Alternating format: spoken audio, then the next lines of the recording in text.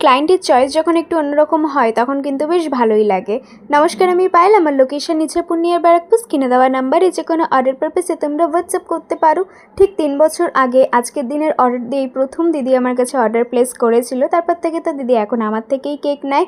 আর দিদিকে আমি প্রথম থেকে এখনও অবধি দেখে আসি প্রাইসটা তার কাছে ফার্স্ট প্রায়োরিটি না, ফার্স্ট প্রায়োরিটি সবসময় হয়েছে কোয়ালিটি। দিদি কিন্তু সবসময় বেস্ট ফ্লেভার, ডিজাইন সব কিছু চুজ করে।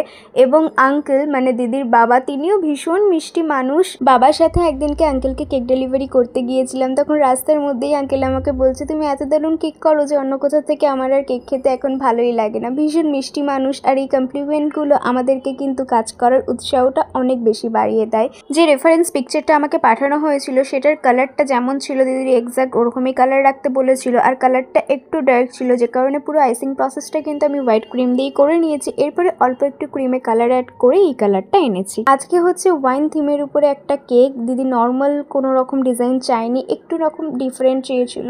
তো এই ফন্ডেন্টের ম্যাকারনের ভিডিওটা কিন্তু আমি আলাদাভাবে শেয়ার করেছি, আর এই ম্যাকারনগুলো আমি সেদিনকেই প্রথম বানিয়েছিলাম।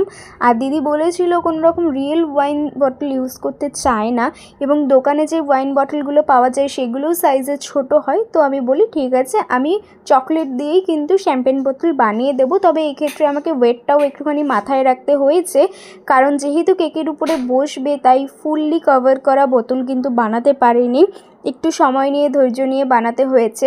আর এর পাশের ডিজাইনটা অ্যাকচুয়ালি একটা ওয়াইন গ্লাস ছিল, কিন্তু আমার ওয়াইন গ্লাসটা আমি কিছুতেই খুঁজে পাচ্ছিলাম না, তাই এটা দিয়েই আপাতত ভিডিওটা আর ফটোটা তুলেছি। গ্লাসটা কিন্তু কেকের সাথে অ্যাড অন ছিল না, যেহেতু ওয়াইন গ্লাস দিদির কাছে অ্যাভেলেবেল ছিল। তো আমি বলেছিলাম সেলিব্রেশনটা সেটা দিয়েই করে নাও, এক্সট্রা কোনো প্রাইস দিয়ে গ্লাস নেওয়ার কোনো মানে হয় না, ওইটুকুনি টাকা তো সেভ হয়ে যাবে।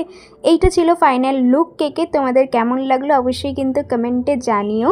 সবাই ভালো থেকো, সুস্থ থেকো, রাধে রাধে। আজকের মতো টাটা।